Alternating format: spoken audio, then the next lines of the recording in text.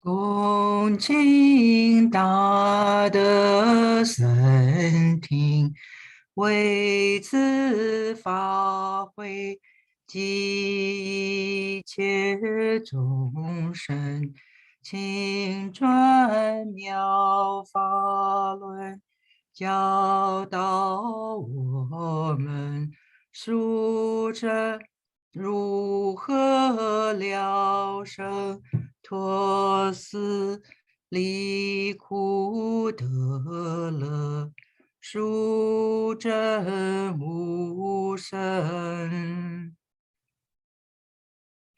Will the Sangha with great virtue, out of compassion, for the sake of this assembly and all living beings, please turn the wonderful Dharma wheel to teach us how to leave suffering and attain bliss and end birth and death, and quickly realize non-birth. Namo tassa bhagavato arahato samma sambuddhassa. Homage to the blessed, noble, and perfectly enlightened one. Namo sadanto suchetoye alahati sanmyao sanputo 无上甚深微妙法，百千万劫难遭遇。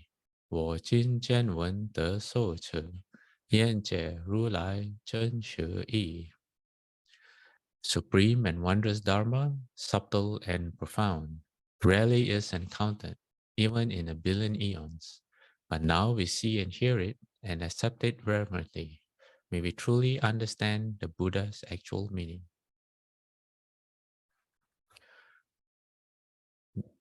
Namo, quelling disasters, lending life, medicine master, Buddha. Namo, quelling disasters, lending life, medicine master, Buddha. Namo, quelling disasters, lending life, medicine master, Buddha.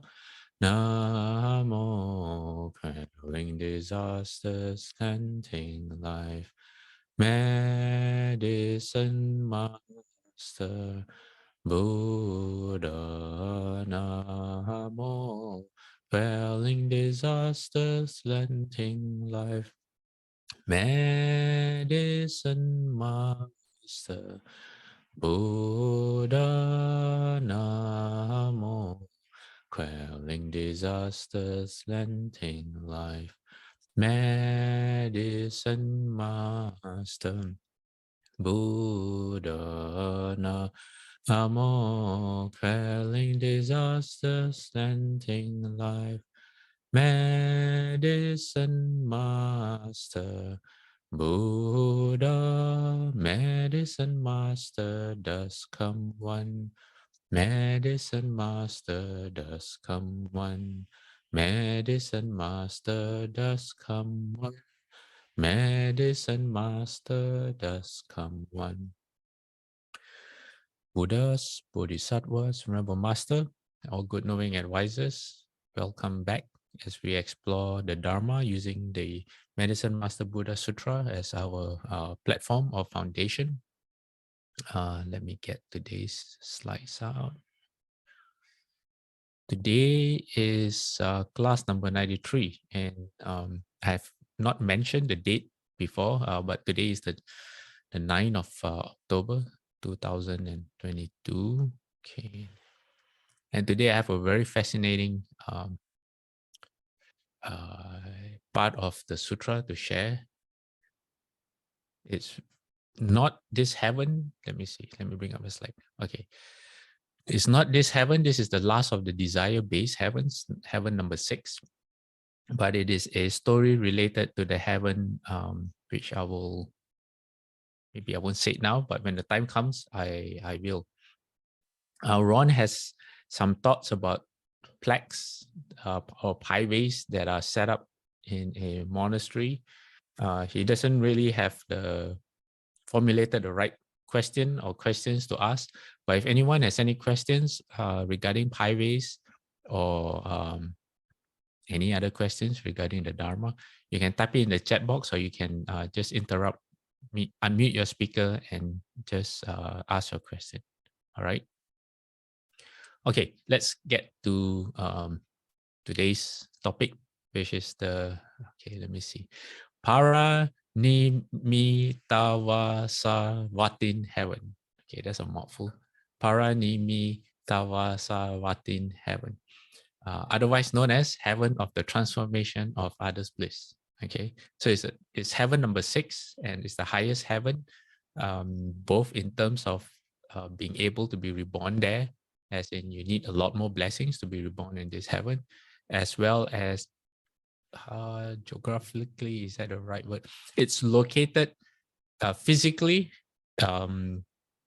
It's also located as the highest heaven above where we are.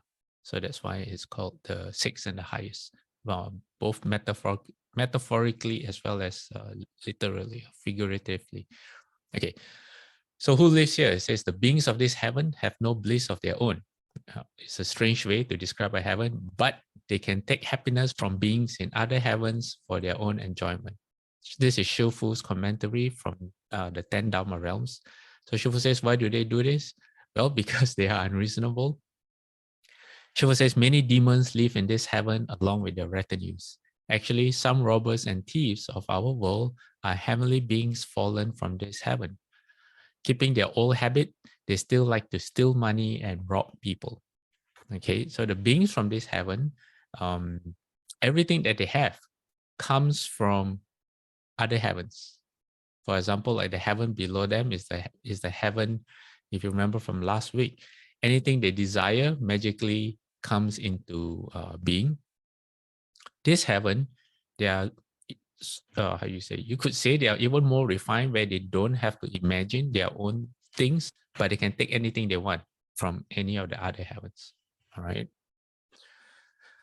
So in the Shurangama Sutra, this is the Buddha's speaking, Shakyamuni Buddha. He says, for some people, although their actions seem no different than the actions of ordinary people, their minds transcend the acts that they engage in. After their lives are ended, they ascend beyond all the lower heavens, including the heaven of delight in creating. Such people are born in the heaven of pleasure derived from what others create. So this is how you get born in this heaven. And then Shufu, in his commentary in the Shurangama Sutra, says, nothing in the environment of this heaven originates there. The gods here take delight in the offerings made by beings from other heavens. The bliss is vast here, and there's no work to be done. Those born here were people who occasionally involved themselves in intercourse with their marriage partner, but for them, not only does it have the flavor of wax, that means it doesn't bring you any satisfaction or joy. It says it's as if nothing were happening at all. They are capable at the end of their lives of entirely transcending states where transformations may be present and may be lacking.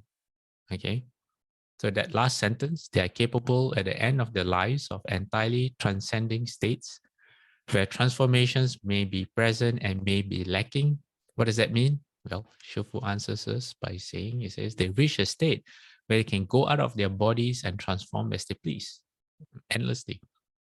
Shufu says it's extremely comfortable there, the bliss is vast, and there's no work to be done. There aren't any servants in the heaven. People who work for a living will starve there because everything happens naturally and spontaneously.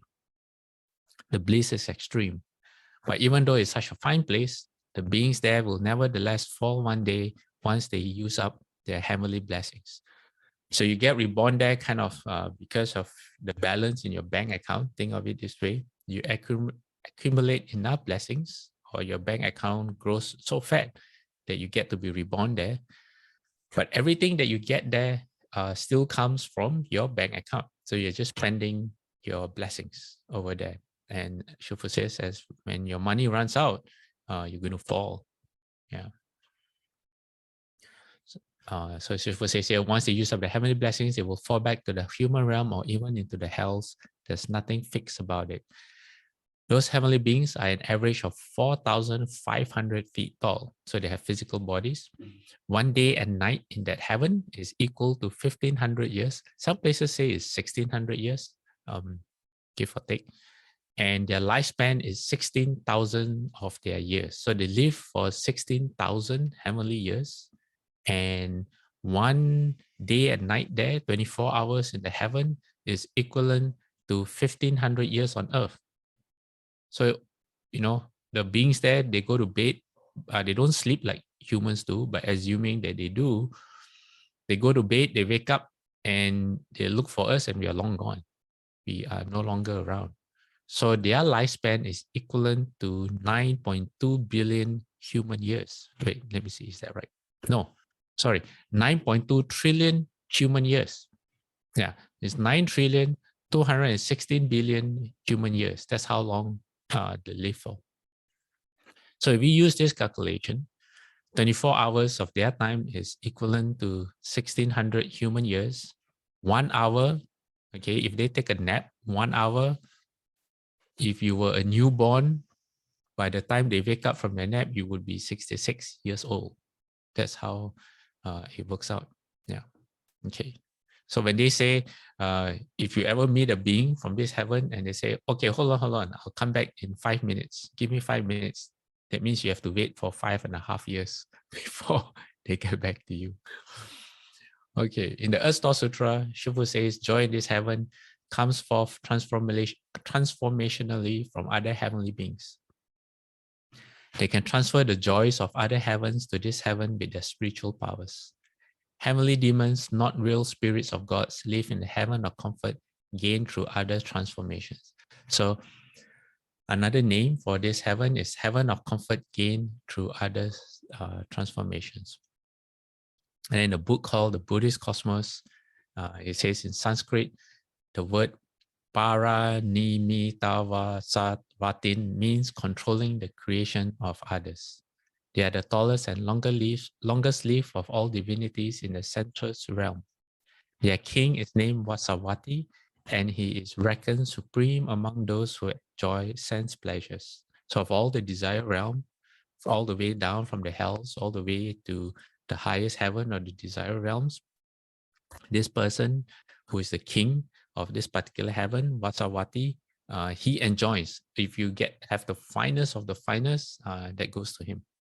So as these gods occupy the highest position in the desire realm, their sense pleasures are the most exquisite and refined. Thus, of all beings who take physical nutriment, their food is the most subtle. So up to this heaven, they still take physical food. What kind of food do beings in the heaven eat? Well, depending on which realm, either of the 6 heavens or below humans and then animals and the different realms of the asuras, dragons, the food that they consume is all different. This is not the time to share, but I will share in the future class. It's very interesting. Okay, so all this while, I thought that the king of this heaven was Mara, the demon Mara, and then I realized that actually Mara lives in this heaven. This heaven has its own king, but Mara also lives in this heaven. So let's take a look at Mara. There's not many encounters between the gods in this heaven and humans because they are just so far removed from us that there's hardly any encounters. The only encounters that we have in the sutras, when there's the Buddha speaks Dharma, and there are visits by the gods, then the king is always mentioned, Vasavati. So if you see this name, Vasavati, or sometimes spelled slightly differently, he represents this heaven. Those are the only encounters apart from Mara. So the most famous inhabitant of this heaven is Mara. Let me show you Mara. I mean, not what he looks like by his name. So Shufu says there are 4 kinds of demons. Okay, Mara is one of them. So number 1 is demons of afflictions. Number 2, demons of the skandhas, or sometimes manifesting as illness or sickness. Number 3, the demon of death. And number 4, heavenly demons. So Shufu says the first 3 can be said to be internal demons, and the 4th external demons. So the first 3 are not demons as how we would think, where we want to attribute. Say if you fall sick and then someone says, oh, it's a demon of sickness, and then you think that it's something external causing you to fall sick. No, the first 3, when Shufu says that internal demons, the word demon is used in a metaphorical sense. Okay, they are not actual beings. It's not to say demons do not cause sickness. They can. Okay, but in this sense, when Shufu says there are 4 kinds of demons, the first 3 are internal. It means our thoughts and our habits that are the source of it. And if you read the Shurangama Sutra, it gives you a bigger picture, a more complete picture of this. And where do these internal demons come from? Well, they come from our attachments that are caused from our desires and our ignorance, because we still have desires and ignorance, and which gives rise to attachments. Then it makes us susceptible to these 3 kinds of internal demons, and also heavenly demons. Okay, so who's Mara? Okay, let's look at Mara. In Buddhism A to Z, in Shufu's commentary in one of the sutras, Shufu says that the head of heavenly demons is Mara, the evil one who rules over the 6 desire heaven. Okay, some texts say that the actual ruler is the king, where we had the name just now, Vasawati. Some texts say is Mara. It doesn't make any difference, because if there's any difference, it's the same difference anyway. The main thing to take away is that Mara lives in this heaven. Okay, that his abode is the 6 desire heaven. Shufu says the demons of the heaven derive their bliss from preying on the energies of other beings. We read that already. Says they are particularly threatened by those who practice on the spiritual pathways that reach beyond their realms and finally lead to genuine enlightenment. Okay, so if you are a practitioner, they are afraid of people who can actually gain enlightenment, who can be free of their realm. Okay, what is their realm? Okay, we're going to find out. Or maybe before we go there, in the following slides, okay, it describes who are under the influence of Mara. Basically, if you are still within samsara, it's because that we are still under the influence of our 5 skandhas. And as long as we are under the influence of our 5 skandhas, we are under the influence of Mara. That's how Mara gets to you. Okay, so just keep that in mind, and then we'll come back to this when we get there. For next, we have a sutra that illustrates what Mara usually does. This is called the Upachala Sutta, or Sister Upachala. So in the collection of sutras, there are many sutras like this, where Mara will see someone meditating, and either they are already a stream enterer or a 4th stage arhat, and Mara tries to influence them to keep them within, to have them remain within birth and death, within samsara. So this sutra goes like this: as Sawati, early in the morning, Upachala the nun put on her robes and taking her bowl and outer robe, went into Sawati for alms. Then after she had returned for alms, she went to the grove of the blind to spend the day, and she sat down at the foot of the tree for the day's abiding, meaning that she started to enter meditation. Then Mara, the evil one, wanting to arouse fear, horripilation, I think horror, and terror in her, wanting to make her fall away from concentration, approached her and said, "Where do you want to reappear, nun?" So he is disturbing the nun. He's trying to disturb the nun's concentration, her meditation, asking her a question: where do you want to be reborn? Like, why are you doing all this? Okay. Then her answer to Mara was, "I don't want to reappear anywhere, my friend. In other words, I'm trying, or I want to end birth and death. It is not my desire to come back into this Saha world." So then Mara said, "The devas of the 33, the hours, the contented, those who delight in creation and those in control, direct your mind there and it will enjoy delight." So he's trying to entice her to be born within the 6 desire heavens. Okay. So one thing about Mara is that he is, for example, the Western world has the devil, or how do you pronounce it? Satan, not Satan, Satan. Suddenly, I don't know how to pronounce that word. Saturn, not Saturn. Saturn's the planet, right? Okay. Anyway, the devil.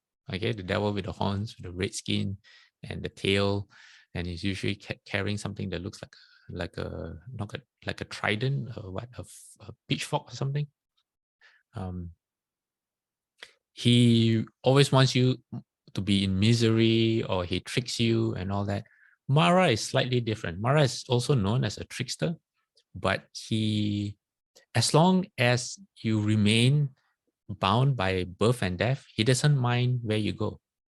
In fact, he wants you to join him as part of his demonic retinue in the heavens. He wants you to enjoy life to the fullest. And yeah, so he just wants you to remain under his influence, under control of our eyes, ears, nose, tongue, body, and mind. And wherever you end up with, he doesn't really care. Yeah, as long as you are not close to ending birth and death, he doesn't really pay you any attention. Why? Because we create enough trouble for ourselves. Through our eyes, ears, nose, tongue, body, and mind, we are firmly held within samsara. So we don't actually need Mara's help to continue being reborn and reborn and reborn again. So he usually pays you no attention until if you are someone like Sister Upachala and you are either close to ending birth and death, or you have already ended birth and death, he won't pay you any attention. Okay, because you're doing his work for him. So Sister Upachala replies, he says, "The devas of the 33, the hours, the contented, those who delight in creation and those in control, they are bound with the bonds of sensuality. They come again under Mara's sway." Says, "All the whole world is burning, a flame, blazing, quaking. That which does not quake or blaze, to which worldlings do not resort, where there is no place for Mara, that is where my mind delights." And then the sutra ends with Mara saying, being very sad and dejected, he realizes, he says, "Upachala, the nun, knows me." And he vanished right there. So what's the difference between the nun and us? Why does Mara say the nun knows him? The nun knows Mara's influence, and she has gone to a place, or she is going to a place where Mara no longer has any influence. So because of that, Mara no longer can control her, can influence her thoughts. Okay. Let's look at another description of Mara. So the Buddhist cosmos says there's one inhabitant of this 6 desire realm, 6 heaven, who has a very special significance. And this is Mara, the tempter, tormentor, and adversary of those who are following the path of liberation. It says, although the Parani Paranimitavasavati realm is ruled by the Devaraja Vasavati, Mara does not submit to his authority, but together with his own retinue, rules one region of this realm like a rebel prince in a frontier province. Okay. It says Mara is a very powerful deity. He is called foremost of sovereigns, and his power extends over the whole sensual desire plane. Sense perceptions and sense pleasures are said to be Mara's domain, Mara's sphere, Mara's bait, and Mara's pasture. So how does he get to you? Through sense perceptions and sense pleasures. So the ears, eyes, nose, tongue, body, and mind. says it makes it his mission to prevent any being escaping from this realm which he sees as his. The name Mara derives from Marana, meaning death. Okay, why do they name him after death? Says those beings who desire to transcend his domain, he kills if he can. He doesn't want you to escape, so he kills you before you get to your goal, then you get reborn again. If he cannot, then he wishes them dead, hence he is called Mara. So how important is Mara? Okay, well, in the cosmological scheme, Mara is shown by a passage in the Milida Panha, or Questions of King Milanda. Questions of King Milanda is a collection of Q&A between a king called King Milanda, who is how you say, my history about this topic is not so good, but he's more Greek.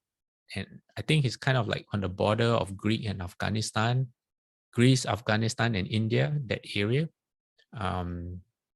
And so he has a lot of questions because he's a Dharma protector. He's very learned about Buddhism, but he has a lot of questions because sometimes the more you understand about Buddhism, you find some contradictory things, or you have some questions that you cannot answer by yourself. So this compilation is between him and a bodhisattva called Arjuna, between him and an arhat, or at least a bodhisattva, I'm not sure. Yeah, and it's very interesting. So anyway, one of his questions was, what are 8 things that are mighty and unique in the world? And the answer was the Buddha, the earth, the sea, Mount Sumeru, space, chakra, Mahabrahma, which is the highest of the gods, and Mara was included in that list. That's how significant he is. Okay. So Mara's power extends to some degree even beyond his special domain of the sense desire realm. It is said that anyone under the 5 aggregates, or the skandhas, are subject to influence by him, and hence his domain extends to the whole of samsara. So that's a huge domain. Either of these formulations would be the equivalent of all conditioned existence. Okay, what does that mean? It means, how do you understand this? Well, any conditioned existence, including also those realms beyond the plane of sense desire, is under Mara.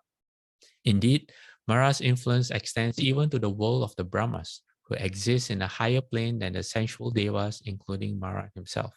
So the Brahmas are a class of gods that we haven't approached yet, because they lie in the form plane, which is higher than this desire plane that we are in, and this 6 desire heavens. And it is said that Mara's influence extends even to those heavens. All right, that's how great his influence is. So next, I have a very short sutra called Clinging or Attachment. Okay, it is sutra number SN 22.63 if you want to find it and read it yourself. So basically, a monk went to the Buddha and said it would be asking for a Dharma door to practice. He says, it will be well for me, Lord, if the Blessed One would teach me briefly a doctrine, so that having heard it, I might dwell alone in seclusion, unwearied, ardent, and resolute. So the Buddha teaches him, it says, monk, if you cling to anything, you are in bondage to Mara. If you do not cling, you are free of the evil one. So basically, if you have any attachments, you are still under the influence of Mara. You have not broken through birth and death yet. Then the monk says, I have understood, Blessed One, I have understood. He explains to the Buddha his understanding. He says, if one clings to the body, one is in bondage to Mara. If one does not cling to the body, one is free of the evil one. And then he repeats the formula for feelings, perceptions, mental formations, and consciousness. So including the body, that makes up the 5 skandhas, or the aggregates. He says, that, Lord, is how I understand in full that the sense of what the Blessed One has stated in brief. Okay. So earlier on, there was a mention of the universe and under the realm of Mara.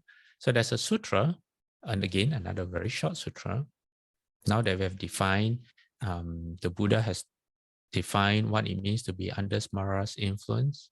There's another short sutra that the Buddha defines what the world is. Okay. It's called the Loka Sutta. Do we have a question? Okay, if not, you can type into the chat box. There's another sutta called the Loka Sutta. What is Loka? Loka in Pali means the world. Okay. And among us, the Buddha, he said, the world, it is said, in what respect does the world apply? So in other words, when we say the world, what does it mean? What is defined as the world? Okay. So I would have imagined the Buddha would start speaking about the different planets, the different living beings, the different universes, the different Buddha lands of the world. But in this context, the Buddha answers in a very practical way. He says, insofar as it disintegrates among, it is called the world. Disintegrate means impermanent. Okay. Then the Buddha says, now what disintegrates? The Buddha says the I disintegrates, forms disintegrate, consciousness at the I disintegrates, contact at the I disintegrates. And whatever that is there that arises in dependence on contact at the I, experience as pleasure, pain, or neither pleasure nor pain, that too disintegrates. Okay. If you have been paying attention, all right, and you are looking at the Buddha describing the I and then the forms and then consciousness at the I or the I consciousness, what is this? This is the beginning of what is known as the 18 realms. What are the 18 realms? The 18 realms is the first, it is a set of three things, okay, each of made up of 6 items. What is the first set? The first set are our senses, our eyes, ears, nose, tongue, body, and mind. Okay, so that makes up 6.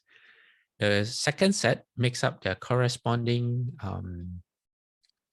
sense objects. So what are corresponding sense objects? The eyes, they see forms, okay? And the ears, they hear sounds. And the nose smells, okay?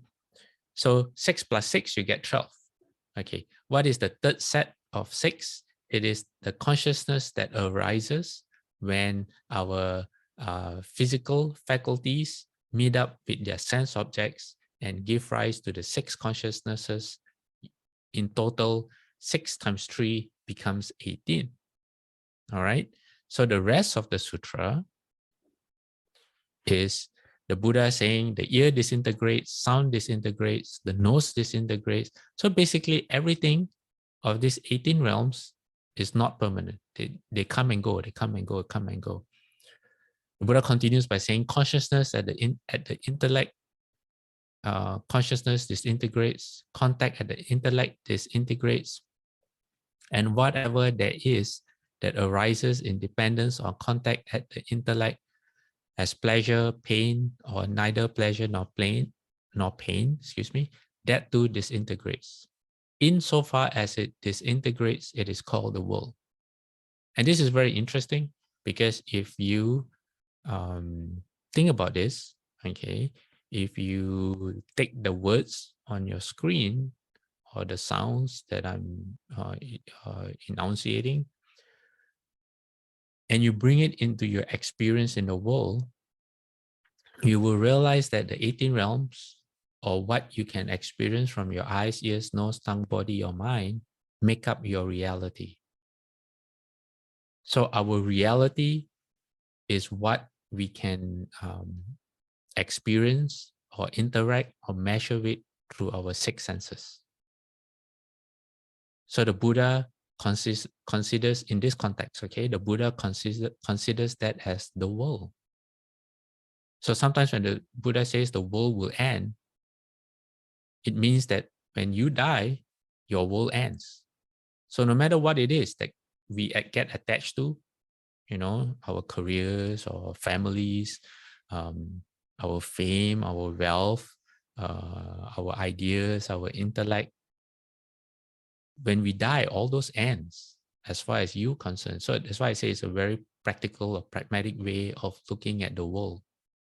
Instead of looking at the world from external things like the planets, the sun, the moon, other people,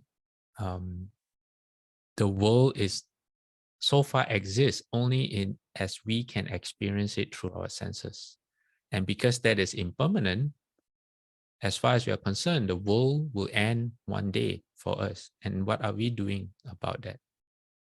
So the message in this world is the Buddha is saying, how do you conceive of the world? Is the world something that you think will keep on going on and on and on? Or as far as you are concerned, the individual is concerned, when your time is up, the world must as well end. And that means that changes a lot of how we think about our practice. Okay, all right. So now I'm going to introduce you to a sutra, which I have not spoken about before. It is called the Quintessence. Is that how you pronounce it? Quintessence of the Sun Sutra. Okay. So about 2 weeks ago, we didn't have a class. And it was because I discovered this sutra. And this sutra is a pretty long sutra. And it's a very, very interesting sutra to the extent that I was so absorbed. Yeah, absorbed's the right word. I was so absorbed in the sutra that I kind of forgot to prepare for the class. And that's why we didn't have a class. So, so this is a very interesting sutra. If you take certain parts of, say, the Shurangama Sutra, and then you take certain parts of the Avatamsaka Sutra, and then you take certain parts of certain, how you say, not the Abhidhamma, what it is? Some sutras from the Pali canon, that means for the Arahats. And let me see, what other sutra? And you take some amazing stories from other sutras and you combine them all in, you get this sutra. Okay, so we have a question, the eye missing. Felicia, what do you mean by the eye missing? Was that in one of the previous slides? I don't quite get your question. Yes, in the previous slide. Okay. You only got 5 senses there. Oh, okay. You mean this slide that you see right Yes. now? Okay, that's because the slide before already mentioned the eye. So if you look at your screen now, the Buddha the first example that he used was the eye. And then when he finished explaining the eye, then he moved on to the ear, nose, tongue, body, and then finally the mind or the intellect. So yeah, you're right. This slide is missing the eye because the eye was already covered by the Buddha. So it makes 6. Does that answer your question? Yes. Okay. All right. Thanks for pointing that out. All right. Thanks. Okay. So this sutra, the Quintessence of the Sun Sutra,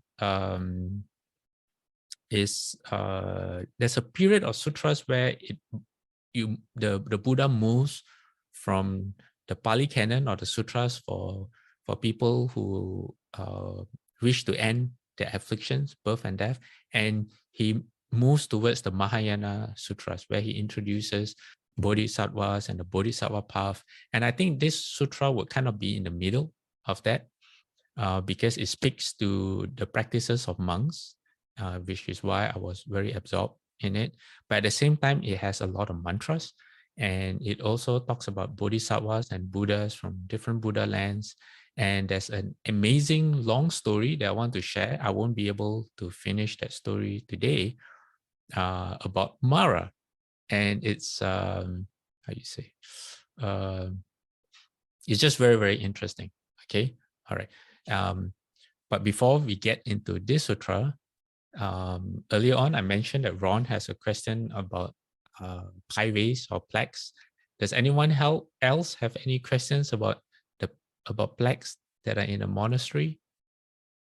Or any other questions?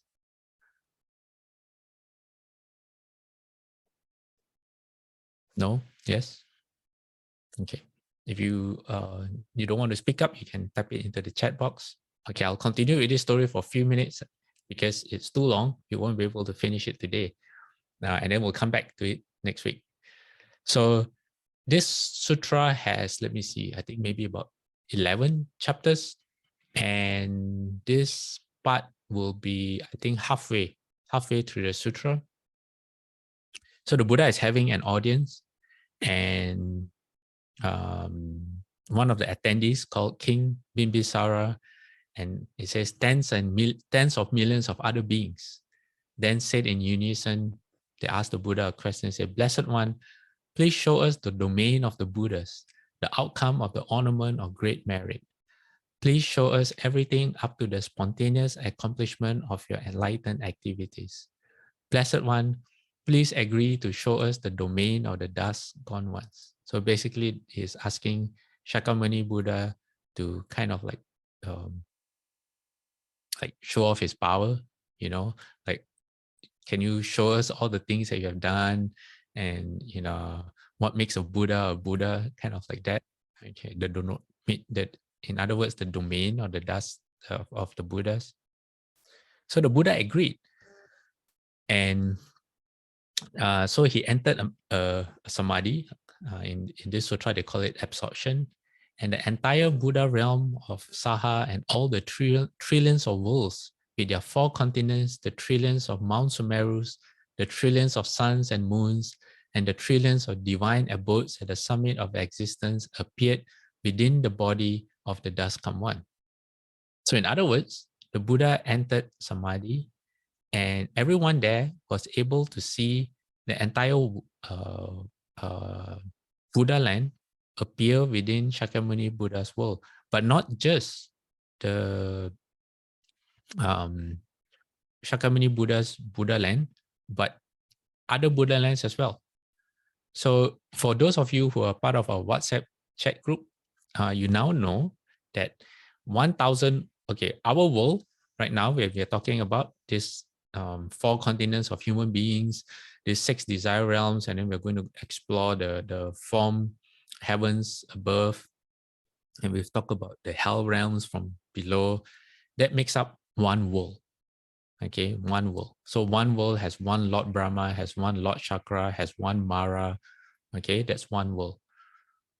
1,000 of these worlds makes up one small universe. Okay, 1,000 small universes, or in other words, 1,000 worlds make up one middle universe. Okay, so in one middle-sized universe, there are 1 million chakras, 1 million Lord Brahmas, 1 million Jambudvipas, okay, in one middle universe. And 1,000 middle universes makes up one great universe, or a Buddha land. So if you're not confused yet, or if you're still by some miraculous deed able to follow what I'm saying, a Buddha land is made up of 1 billion worlds. Okay, so 1 billion worlds with 1 billion Lord chakras, 1 billion Trimsha heavens, okay, 1 billion Maras makes up one Buddha land.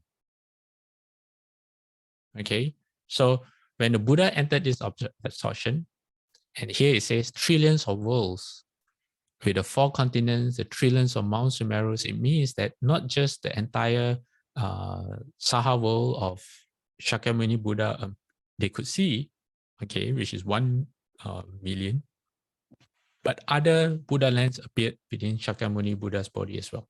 Okay, right. How do you imagine that? I have no idea. All right, but the people there could see it. All right. So the entire Buddha realm of Saha appeared within the body of the Dust-Gone One. All the afflictions related to the physical and mental suffering of all the sentient beings present in this Buddha realm of Saha, the hell beings, the animals, those in the world of the Lord of Death, meaning Mara, okay, the gods and the humans were completely eliminated. And they all achieved physical and mental well-being, similar to that experienced by the monks who have entered into absorption or the dhyanas and reached the tranquility of the second concentration.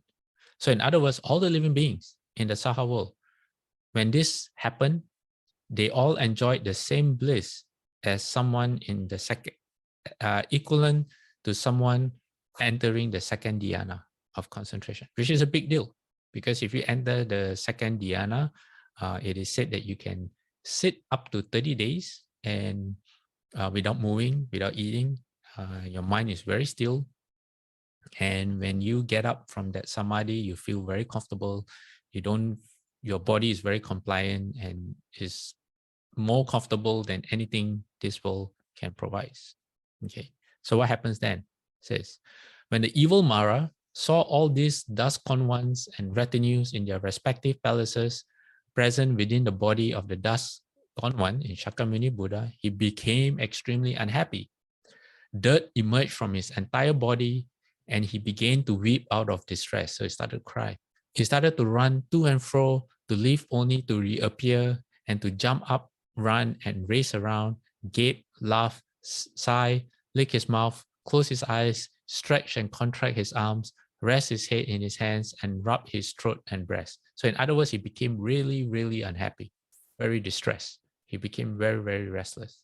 Okay. When they saw this, all the sentient beings residing in the abode of Mara were unsettled. These are all Mara's followers. They became displeased and unhappy. One Mara leader named Celestial Tree questioned the evil Mara with these verses. Why do you run around like that with such agitation and distress? It seems that nothing can make you happy and nothing pleases you. So this is a big deal because we read Shufu's commentary in the beginning. Shufu says this heaven is actually very blissful. The enjoyment there surpasses all the other heavens. So for Mara to act this way is a big deal. So with tears in his eyes, the evil Mara replied, when I saw the powerful Gautama, meaning Shakyamuni Buddha, he addresses you will find that the Maras, the inhabitants of not inhabitants of this heaven, the retinue of Mara in this heaven, the way they address the Buddha is not very respectful. So he calls Shakyamuni Buddha by his name. He says, Gautama, my heart cracked into pieces. Since the entire mass of beings have gathered to hear his teachings that are so agreeable to all beings, my domain has been emptied. So he becomes very jealous. It says, tens of millions of beings have arrived there from the 10 directions, from places infinite like space. They have circumambulated him and are now sitting around him. All the Maras and their retinues have also gone for refuge in him. Even my armies have disappeared. I cannot find them anywhere. Okay, so that's why he's so distressed. The Buddha is commanding the attention and adoration and respect from all the beings in the Saha world that Mara thinks is under Mara's influence. Okay, so for today, we're just going to stop here. And continue next week. One of the main reasons I wanted to share this story or this encounter of Mara with the Buddha is not just because it's very interesting, but also because it shows in great detail the importance of either being reborn in the Pure Land next to a Buddha, or to be reborn in the Tushita heaven,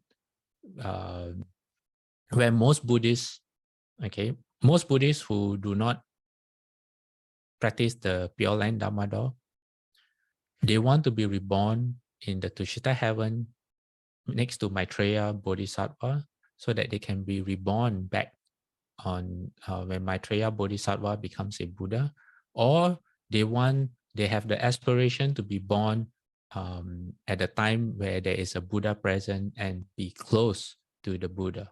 Why? Because when you are in the presence of a Buddha, no matter who you are, the Buddha has the ability to look back into your past lives. And because in our past lives, we have gone through many situations, we have planted many different karmic seeds, and the Buddha is able to create the right conditions for wholesome karmic seeds to arise that you have planted yourself. So by creating the right conditions for the wholesome karmic seeds to arise, the Buddha is able to bring you onto the path of awakening. Okay, so that's why people want to be born at a time when a Buddha is present. So there's a list of 8 difficulties. One of the difficulties is that we talked about last week. So one of the difficulties is when you're born at a time when there's no Buddha present. So like for all of us, physically there's no Buddha, but actually there kind of is, because we still have good teachers like Shufu. We have all the sutras still available to us. So if we apply ourselves, we can be as close to the Buddha as, as hopefully for us, the same as if the Buddha was right next to us, hopefully. Yeah. Okay. So, all right, we'll stop here for today, and let's get on to Ron's question. So Ron's question was about plaques. So plaques are very important for a monastery. Shufu emphasized a lot about plaques. Plaques are a way for people to plant blessings. Okay, so plaques serve a few purposes. Plaques are a way for people to plant blessings because financially you are able to support a monastery. So that's the first thing. So that's why not all monasteries, but for most monasteries, plaques cost money. Okay. And secondly, if it was free all the time, people would not take it seriously. Another way of looking at plaques is a way to repay kindness. And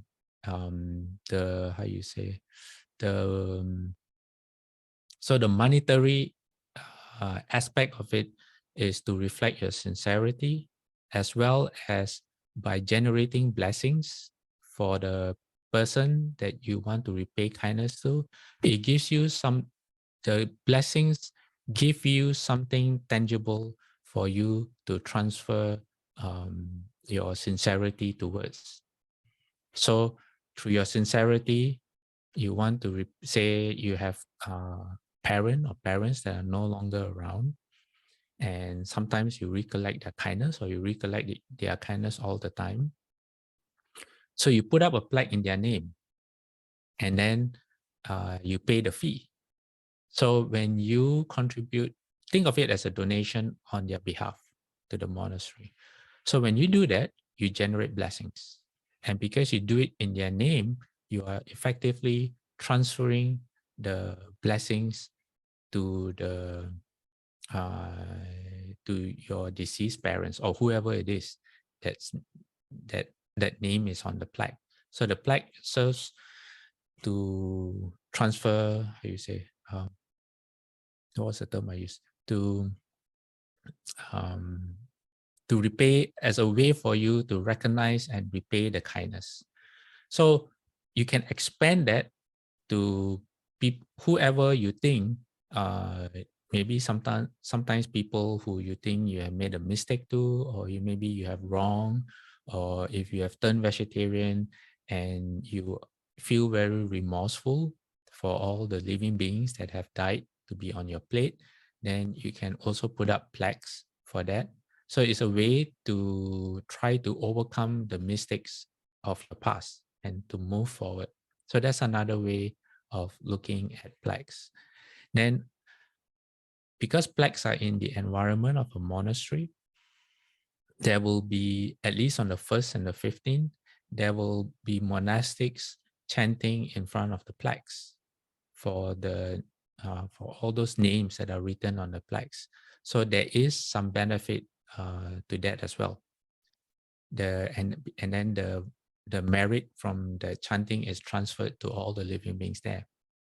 And I've also heard, but this is not from my personal experience, but I also heard where if you put up the plaque in someone's name, and if that person is still, haven't gone for rebirth yet, I think that's the best way to put it, haven't gone for rebirth yet, and that enables them to kind of visit the monastery. It's like like sometimes when you want to go to a restaurant, or when you want to what you call, like those nightclubs or something, where they have someone manning the door with a list of names, and they say, do you have a reservation? Or they tell you, oh, I'm sorry, your name is not on the list, and then they don't let you in. Something like that. I don't really know how it works, but monasteries have Dharma protecting spirits. And if your name, if you haven't gone for rebirth yet, and your name is on the plaque, I think that's how it works. The Dharma protecting spirits will allow you to come in to the monastery, and to visit your plaque. Yeah. Ron asks, is there a sutra that talks about plaques? Not to my knowledge, Ron. Yeah, I don't think plaques were a thing during the Buddha's time. So, and I think it's more of a Mahayana thing. So although it's not something that the Buddha may have spoken about, think of the plaque as a way to represent the intentions of the heart. Yeah. Okay. Think of it that way. Think of it as an expedient an expedient to represent the intentions of the heart. Is a way for you to create blessings. It's a way for people to repay kindness, or to recognize the kindness that have been shown to them, and they may not have the ability to repay the kindness properly. Say if your parents are already not here, or someone that you care for is already not around, and you don't really know what to do. So this is one way. There are other things about plaques as well that that doesn't come to mind right now. Does this spark off any questions or any personal experiences of other people? Okay, so Ron has a question. Debtor plaques and long life plaques. Okay, so long life plaques are usually placed in the long life hall, where you will find an image of Medicine Master Buddha. Long life plaques are for people who are still around. So you can write it in your own name, or anyone who's still living, but they might be sick, or they might be enduring some kind of difficulty. That's where long life plaques come into play. Okay. And so you can write the name of a person and put it up. That's long life. The other side of the Buddha hall is where the rebirth hall is, and you will find an image of Earth Store Bodhisattva there. And that is where the debtor plaques, or plaques for the disease, go to. So one is for the living, one is for those that have already passed on. So sometimes we may not be aware, but we we are sure that we have made mistakes before, and we want to own up to our mistakes, but we're not sure to who we did it to. And being a good Buddhist, you just want to atone for our mistakes. That's where the debtor's plaque comes into play. We do not have the knowledge of our past lives or what we have done, or it could be someone from this life as well.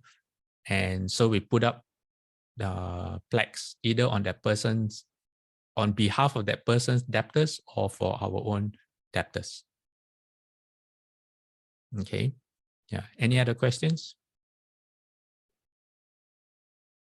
Okay. What about a plaque for oneself that is perpetuating? Okay. So there are special plaques that sometimes cost a lot of money. And these are, I don't know what the category is. It's a plaque that you put up for a very long time. Okay, sometimes forever, until either the monastery runs out of place, or for a certain set of time, like 5 years, 10 years, 20 years. Different places are different. Those plaques, you can do it for yourself. Okay, just like the other plaques, you can do it for yourself. It is a way of, it's just another okay, think of it this way. It's just another way. Okay, I'm not, and of course, from the way you hear me speak on this, you already know I'm not an expert. The best people to speak to would be the people handling the plaques at the monastery. So for example, like the CDTB donation department, you can speak to them and they will be able to answer you a lot better than I can. Those plaques are a way, it's kind of like a marker for your donation to the temple. Okay, so how it works is this. Not only do you have a plaque there where on the 1st and 15th of the lunar month, you get sutras chanted in front of it and dedicated to you in your name, but it's also kind of like a marker for you to donate money. No, it's a marker for your donation to the monastery. So for example, you may want to donate, I don't know, like $30,000 or $50,000 to a monastery. And then you find out that, oh, you know, if I, the donation department says that if I donate a certain amount, I can get a plaque up in my name. And then you do that. So it's kind of like that. You can do one or the other. It just depends on different people. Different people have different feelings and emotions about putting up plaques. Some people may not care about the plaque. They just write a check and that's it. They don't need anything, a plaque in that sense. So that you can think of it more like a personal thing, personal preference. Okay, Sri Ling has lighting of oil lamps for the living. Okay, lighting of oil lamps, in the sutra, it says you get a lot of benefits. Okay, how about this? Julie has another. Okay, how about this? Julie, why don't we keep your story for next week and then you can share that. Okay, and as for Sri Ling's question about lighting of oil lamps, next week also, right, I will share what Bodhidharma has to say about lighting of oil lamps. Okay, lighting of oil lamps, before we get to next week, lighting of oil lamps is also kind of the same principle as putting up a plaque. It is a way, it is a physical way for you to express your internal sincerity and intentions. All right, that's one way to look at it. Lighting of oil lamps can also be seen as a metaphorical representation. Okay, outside you're lighting oil lamps, inside you understand what an oil lamp means. You're bringing light. What is light? Light is wisdom. So as outside you're lighting an oil lamp for someone or for yourself, internally you're wishing for that person or yourself to generate wisdom, which means that should, okay, if you're sincere enough, that should translate to listening to sutras, to investigating the sutras, to sitting in meditation to the best of your ability, to actual practice within the Dharma. Okay, if you're if you are a beginner, okay, in Buddhism, then you might take it literally, where you just light oil lamps and that's it. That's the only form of practice. But the more you understand, the more years you spend within the Dharma, the more you realize that, oh, outside the form, the practice of the outside form is just a reminder for me to do the internal work. So lighting of oil lamps actually represent generating wisdom, either for yourself or for other people, depending on your intentions. But if you just light oil lamps, you're never going to gain any wisdom. Okay, you have to be able to translate that external act and the internal intention into actual things that generate wisdom. Okay, so we'll cover that next week, as well as Julie's encounter. All right, and if you have more questions, if you listen to this and you're more confused or you have more questions, then you know what to do next week when we meet again. All right, for now, let's get to transference of merit. Okay. All right, everyone ready? Let's put our palms together. May every living being, our minds as one and radiant with light, share the fruits of peace with hearts of goodness, luminous and bright. If people hear and see, our hands and hearts can find in giving unity. May our minds awake to great compassion, wisdom, and to joy. May kindness find reward. May all who sorrow leave their grief and pain. May this boundless light dispel the darkness of our endless night. Because our hearts are one, this world of pain turns into paradise. May all become compassionate and wise. May all become compassionate and wise. Okay, let's do 3 bows to the Buddha. First bow. Second bow. Third bow. Half bow. Bowing respect to the Venerable Master. Second bow. Third bow. Half bow. All right, everyone, Amitofo, and we'll see you next week where we will continue with, I promise, a very interesting story about Mara. And we will also ask Julie to share her real life story about plaques. And we will also answer Swilling's question about lighting of oil lamps. Okay? All right. See you all next week. Amitofo.